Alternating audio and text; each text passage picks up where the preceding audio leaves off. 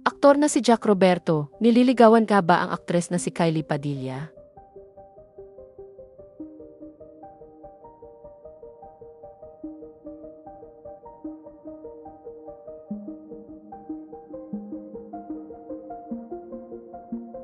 Naging bisita ang aktor na si Jack Roberto sa programang Fast Talk with Boy Abunda nitong Biyernes, October 10, 2025. Doon ay diretsahan tinanong ni Boy Abunda ang aktor kung totoo nga bang nililigawan niya ang aktres na si Kylie Padilla. Napansin kasi ng netizens ang chemistry at pagiging malapit sa isa't isa ni na Jack at Kylie. Magkatambal ang dalawa sa kapuso after noon drama series na My Father's Wife.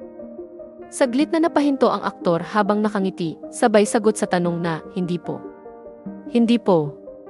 Nilinaw naman ni Jack na komportable lamang sila ni Kylie sa isa't isa, kaya on and off camera ay lumalabas ito, dahilan para kakiligan sila ng kanilang fans. Dagdag pa niya, nagka-work na sila noon ng aktres sa teleseryeng Bolera. Bukod sa galing sa acting at trabaho ni Kylie, sinabi ng aktor na may mga ugali rin daw itong nagustuhan niya, na naging dahilan kung bakit nagkasundo at naging matalik silang magkaibigan. Anya, we're so comfortable with each other kasi nagka-work kami before, sa Bolera. Natuwa ako sa kanya katrabaho kasi she is so open sa mga eksena. Wala na siyang parang mga walls and inhibitions. Mahusay, sobra. Masarap kausap. Marami siyang gustong ipaglaban. Marami siyang mga gustong gawin and I discover. Binuking naman ni Tito Boy na binigyan ni Jack ng regalong laruan ang mga anak ni Kylie na sina Alas at Axel. Kaya naman nagulat ang aktor sa sinabi ni Tito Boy at natatawang sinabing, paano nakarating dito yon? Pero ganito yan, Tito Boy, isang beses pa lang naman. Hirit ni Tito Boy pa lang. Ibig sabihin may susunod pa? Natatawang sagot ng aktor, depende sa age ng kids. Kasunod nito ay seryosong ikinuwento ni Jack ang nangyari noong panahong iyon. Pagbabalik tanaw niya, yun kasing story noon, papunta siya ng Australia that time. And medyo nalulungkot siya kasi mahihiwalay siya sa kids niya for parang 2 weeks. So, nandoon kami sa supermart, yung parang location namin sa My Father's Wife, may tiningnan siyang toys doon sa toy section. Tapos sabi niya doon kay Kizel, wala pa ako that time. Sabi, ano bang hilig ng mga anak mo? Sabi ni Kizel, si Alas ito tas si Axel ito, ganyan, ganyan. Tas, walang problema yan. Sabi, Jack. Tinawag ako.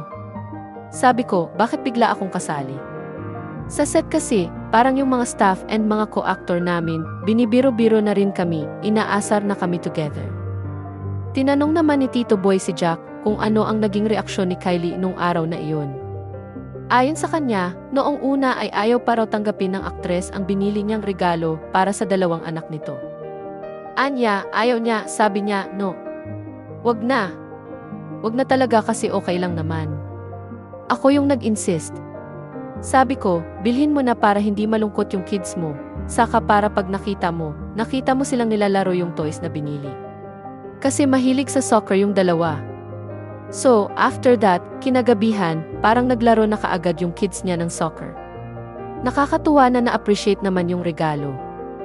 Bagamat wala pa romantikong ugnayan sa kanilang dalawa, tinanong ni Tito Boy si Jack kung may posibilidad ba na ligawan niya si Kylie sa kabila ng closeness nila.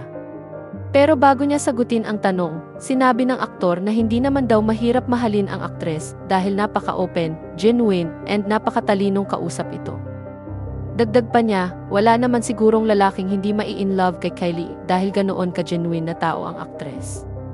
Kaya ang sagot ng aktor sa tanong ni Tito Boy, sa ngayon ay hindi raw niya gagawing ligawan ang aktres dahil mas nais daw niyang alagaan ang nabuo nilang pagiging magkaibigan ng aktres na maituturing niyang girl best friend.